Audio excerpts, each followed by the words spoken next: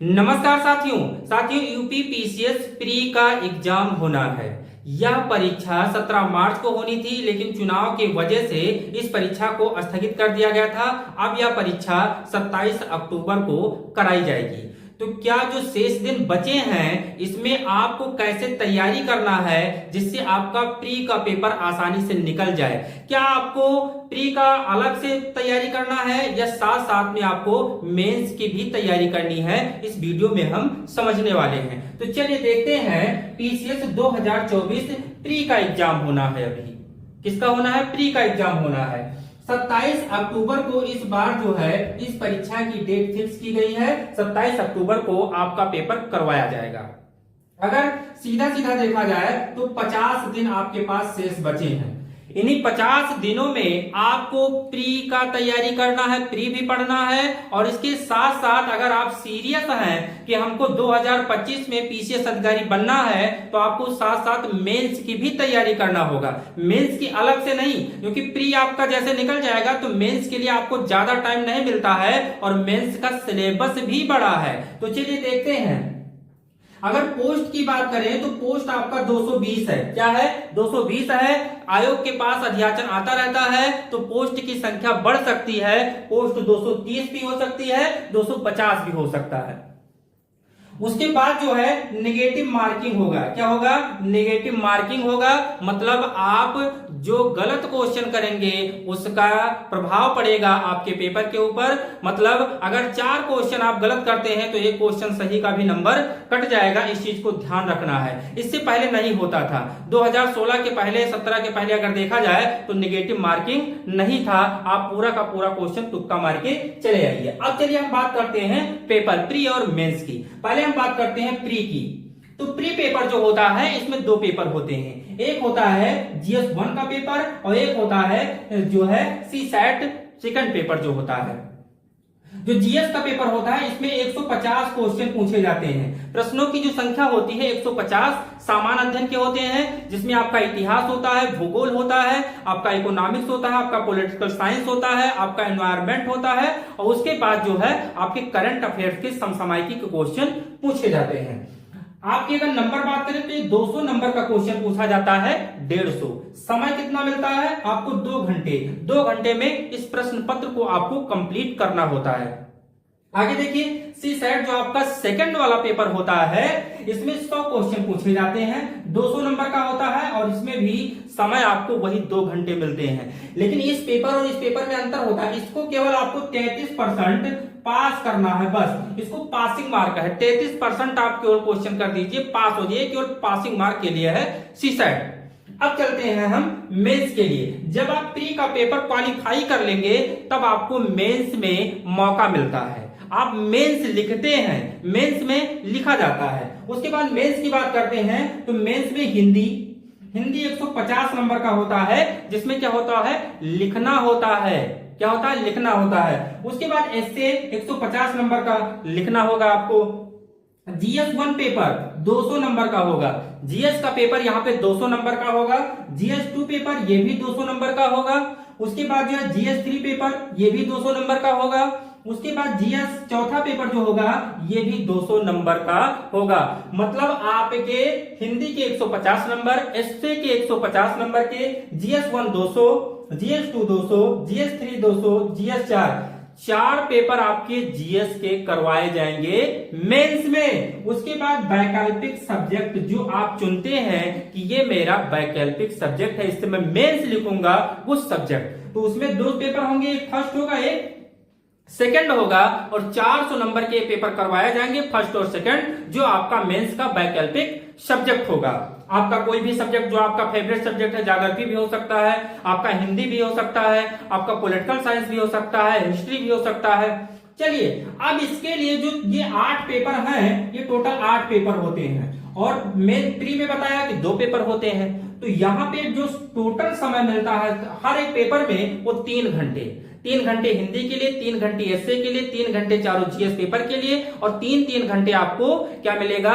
जो आपका वैकल्पिक सब्जेक्ट होगा उसके लिए भी 3 घंटा समय दिया जाएगा। उसके बाद अगर आप मेंस भी क्वालिफाई कर लेते हैं तो उसके बाद क्या होता है कि आपको इंटरव्यू में मौका मिलेगा, और इंटरव्यू में आपके 100 नंबर पूछे जाएंगे। 100 नंबर का इंटरव्यू होता है। इंटरव्यू का नंबर जो होता है वो बहुत मायने रखता है, बहुत मायने रखता है इंटरव्यू का नंबर। अब चलिए, ये चीज तो आपने सिलेबस देख लिया, प्री और मेंस का सिलेबस देख लिया, एग्जाम कब होना है ये देख लिए, नेगेटिव मार्किंग होगी, कितने दिन शेष बचे हैं, पोस्ट क्या है, सारी चीज को समझ लिए। अब हमको समझना है कि हम पढ़ाई कैसे करें। आखिर पढ़ाई को हम कैसे करें, तो मैं बार बार कहता हूं कि जो सिविल सर्विसेज की जननी मानी जाती है वो किसे कहते हैं, एनसीईआरटी। किसे, एनसीईआरटी। यही आप खरीद लाइए बाजार से, 6 से 12। लेकिन अब तो आपके पास समय है नहीं, तो आप 9 से 12 पढ़ेंगे। और एक आप कोई क्या, PQI, आप प्रीवियस ईयर का कोई सेट ले लीजिए जिसमें 15 से 20 साल का क्वेश्चन पेपर दिया हो। उसको देखिए, मॉडल देखिए, क्वेश्चन किस कैटेगरी के पूछे गए हैं, हिस्ट्री से कितना क्वेश्चन आया है, ज्योग्राफी से कितना क्वेश्चन पूछा गया है, ईबीएस का कितना क्वेश्चन पूछा गया है, किस स्तर के क्वेश्चन पूछे गए हैं, ये भी आपको देखना होगा। और आपको एक टाइम टेबल बनाना होगा कि हमको इतना टाइम पढ़ना है, और आपको लगभग 10 से 12 घंटे रोज आपको स्टडी पर ध्यान देना है। उसके बाद आपको करंट अफेयर्स भी पढ़ना है। आप न्यूज़पेपर पढ़ते रहिए, जो आपके अच्छे अच्छे मैगजीन आते हैं उसको पढ़ते रहिए, कोई आप जो मासिक जो आपकी आती है कोई मैगजीन उसको पढ़ते रहिए, पत्रिकाएं पढ़ते रहिए, उससे आपका करंट अफेयर्स तैयार होता रहेगा। लिखते रहिए, जो नहीं याद हो उसे कहीं चिपकाते रहिए, दिमाग में एडजस्ट कीजिए, रिवाइज कीजिए, तब आपको याद होगा। क्योंकि टोटल 6 मंथ का जो है आपको ये करंट अफेयर जो है इसलिए ये आपका बहुत इंपॉर्टेंट होता है ये एग्जाम के लिए। करंट अफेयर्स हो गया। उसके बाद आपका जो जर्नल साइंस है और जो आपका सामान्य अध्ययन है, जीएस का पेपर, जनरल स्टडीज, इसको हर एक सब्जेक्ट को टॉपिक वाइज आपको पढ़ना होगा, तभी आपका प्री का पेपर निकलेगा। और जब प्री का पेपर निकलेगा तो मेंस का पेपर में आपको मौका मिलेगा। तो आपको प्री के लिए अलग पढ़ाई नहीं करनी है और मेंस के लिए अलग पढ़ाई, 2 ग्रुप नहीं बनाना है। आपको प्री और मेंस साथ साथ में तैयारी करना है, प्री का तैयारी और मेंस का तैयारी। अगर आप सीरियस हैं कि हमको मेंस लिखना ही लिखना है, हमको पीसीएस अधिकारी बनना ही बनना है, तो आप दोनों तैयारियों को साथ में लेके चलेंगे, तभी आपका पेपर जो है अच्छा हो पाएगा और मेंस में आपको बैठने का मौका मिलेगा। इंटरव्यू अच्छा हो या ना हो वो आप पे डिपेंड करता है, लेकिन पेपर अच्छा हो ये आप पे पूर्णतया डिपेंड करता है कि आप पेपर को कितना अच्छे से क्वालिफाई कर सकते हैं। अब आपके 50 दिन ये बचे हुए हैं, इन 50 दिनों में पीसीएस 2024 की तैयारी कैसे करें? तो आपको 50 दिनों में अब तैयारी अच्छी हो सकती है। इन 50 दिनों में तो ये बिल्कुल कंफर्म है कि आपका पीटी का पेपर बहुत आसानी से निकल सकता है। बस आपको क्या करना है, टाइम टेबल बनाना है, और जितने भी सब्जेक्ट हैं आपके सामने बिल्कुल सिलेबस होना चाहिए। सिलेबस के अकॉर्डिंग ही पढ़ना है, बाहरी कोचिंग का चक्कर नहीं लगाना है, ना फालतू चीज पढ़ना है, चूहों के जैसे कुतरना नहीं है। अगर ज्यादा कुतर लोगे तो पचाओगे कैसे? आपको जो भी कुतरना है, जो भी काटना है वो तुरंत पचा लेना है।